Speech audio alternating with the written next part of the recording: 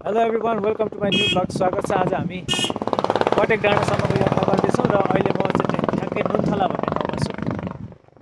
ल let's see, म तपाईँहरूलाई देखाउँदै जान्छु। अब यो सिँढी चढ्यौँ हामी। यहाँनिर चाहिँ रोड छ। आज यसरी चाहिँ छुट्टीको मौका पाएर हामी सिंहदेवी मन्दिरको दर्शन गर्न लाग्यो। लगभग अहिले भन्नुपर्दा हामी धनकुटा जिल्लाकै सबैभन्दा उच्च ठाउँमा जाँदैछौँ होइन त? हो, धनकुटा जिल्लाकै सबैभन्दा उच्च ठाउँमा हामी जाँदैछौँ। हजुर, ए अहिले नै हावा उडाउला जस्तो आइसक्यो यिनीहरू। यस्तो राम्रो छ।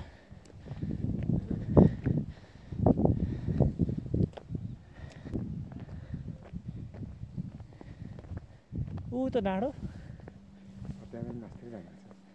ए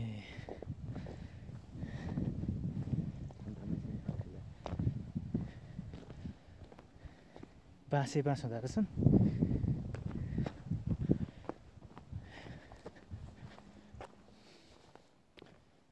माथि घरहरू छैन होला?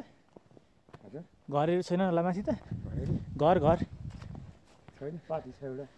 ए सबै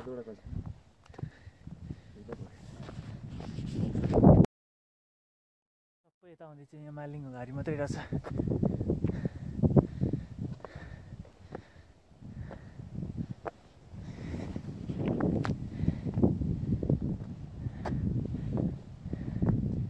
गुराँसको बोट पनि भेट्यो, तर फुलेका रहेनछन्।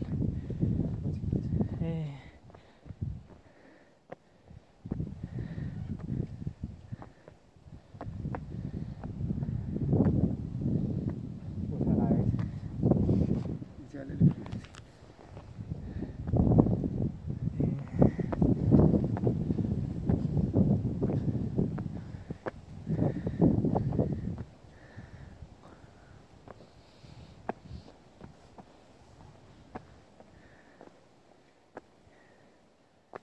यस्ता बाक्लो न बाक्लो।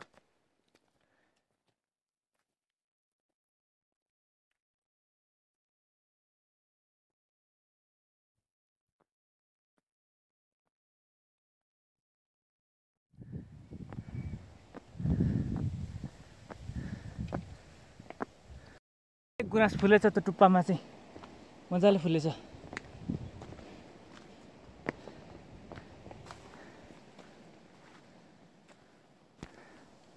यो बुढो रुखमा फुलेछन् गुराँस। हजुर, काट्न पनि थाल्छ नि त।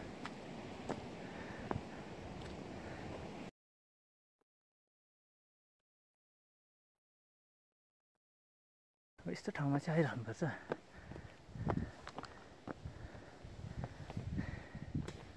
हामी अहिले धनकुटा जिल्लाको सबैभन्दा अग्लो डाँडामा जाँदैछौँ। देखियो यहाँबाट चाहिँ चिल पनि नजिकै देखिँदो रहेछ। चिल यसो घुम्ने ठाउँ, चिलको गुण लाउने ठाउँ पनि यतै रहेछ।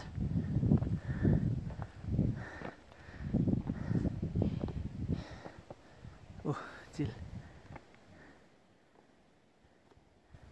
उडिरहेछ। गुराँस फुलेको ठाउँमा पो आइपुग्यो त।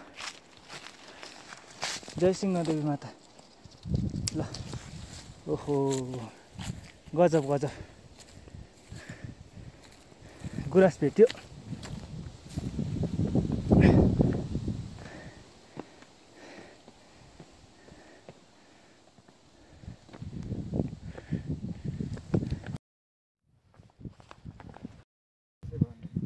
र फाइनल्ली हामी आइपुग्यो धनकुटा जिल्लाको सबैभन्दा अग्लो डाँडामा र सिंहदेवी मन्दिर भएको ठाउँमा हामी आइपुग्यौँ। त्यो परको देखिएको त्यो बस्ने ठाउँ पार्टी हो। त्यहाँदेखि परतिर एउटा रुखमा चाहिँ स्थापना गरिएको छ। ए पार्टी नै पार्टी, नयाँ दुईवटा थपेछन् क्या? ए एउटा ए यतापट्टि पार्टी बस्ने ठाउँ पनि छ। यहाँ तपाईँहरू आउनुभयो भने सिंहदेवी थान चाहिँ ओह त्यहाँनिर मैले देखाएँ पटेक डाँडा हो सिंहदेवी छान्चे पर छन् यता चाहिँ यो बस्ने ठाउँ भयो ए यहाँ र पिकनिक खाने कुरा अलिअलि हुने रहेछ यतापट्टि पिकनिक खायो त्यहाँ जुठो नगरिकन बाहिरबाट यसो दर्शन गरौँ न हुन्छ म चाहिँ गर्छु ल हुन्छ सिंहदेवी थान पटेक डाँडा तेह्रथुम ए तिनजुरे के लेखेको छ यहाँ यहाँ यतापट्टि तेह्रथुम लेखेको रहेछ ल जय भगवान् भगवानको जय परेवा पनि रहेछ नि यतापट्टितिर ए कति राम्रो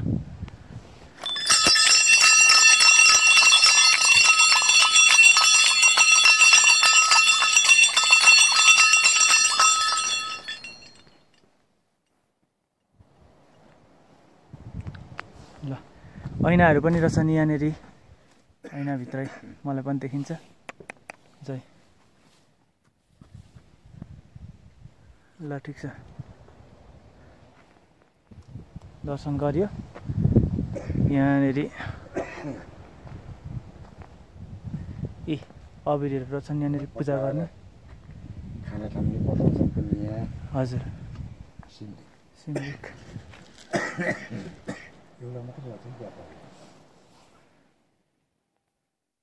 परेवा रहेछन् त्यहाँनिर अनि यो भगवान्को थानमा चाहिँ जहाँ पनि परेवा चाहिँ हुने नि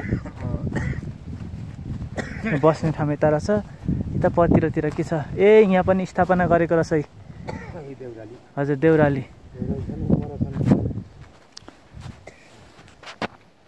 ल यहाँ देउराली स्थापना गरेको रहेछ यी पैसा सैसा चढाएको रहेछ यहाँनिर 5, 10, 15 रुपियाँ जति ऊ माथि ढुङ्गो रहेछ त्यहाँदेखि मास्तिर पनि जाने ठाउँ रहेछ कहाँ जाने हो तर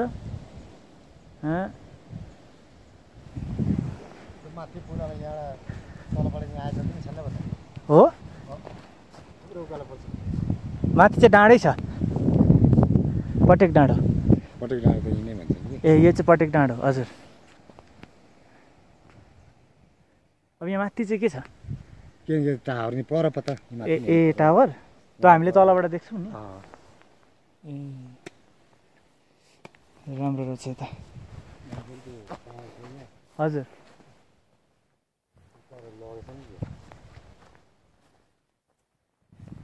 यो चाहिँ चियान हो कि बस्ने ठाउँ हो ए पार्टी नै हो ए ल चारो हालिदिएको रहेछ ल बस्यो हामी ल हामी पटेक डाँडामा आइपुग्यो यो परको अघि मैले देखाएको मन्दिर यो पर यो पार्टी यता पनि पार्टी तपाईँहरूलाई पनि आउन मन लाग्यो भने नुनथलामा बाइक राखेर यहाँ मास्तिर उक्लिँदा हुन्छ लगभग 20 मिनट जति हिँड्नुपर्छ आइपुगिहाल्यो ल अब दर्शन पनि गरियो हामी फर्क्यौँ अब हामी पटेक डाँडोबाट फर्किँदैछौँ फर्क्यौँ चुरोट तान्दै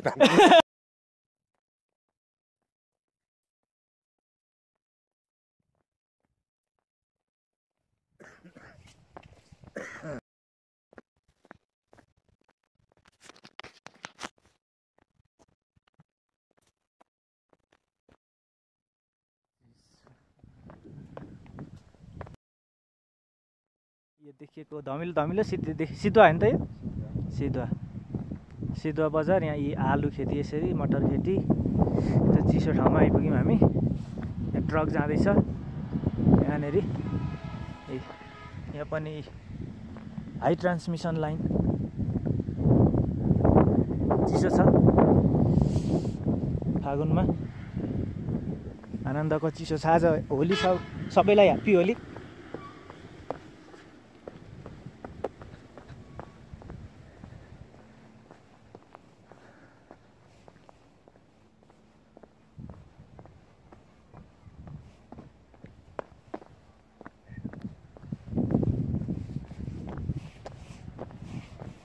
तितेपाती पाइँदो रहेछ है यो ल यो दबाई होइन त ल ल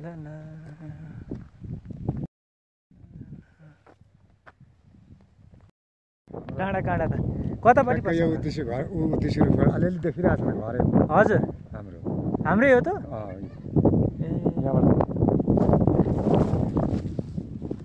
सेतो सेतो देखिएन हजुर हजुर टोइलेट ए घर यतापट्टिको त ए लु यहाँबाट त पर्लय देखिने रहेछ यहाँबाट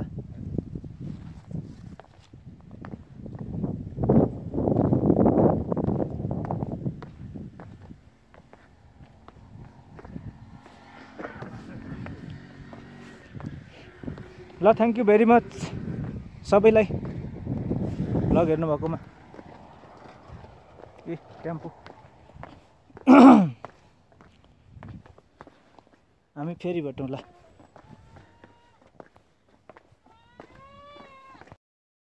ए गुराँसको बोट मिनी गुराँसको बोट पानी नपुगेर होला राम्ररी फक्रेकै छैन यहाँ थुङ्गा बढ्दैछ नि एउटा खाले रुख छ यो रुखको नाम चाहिँ के हो फेरि कपडाको रुख हो कि के हो कि साँच्चैको हो कपडाको जस्तो छ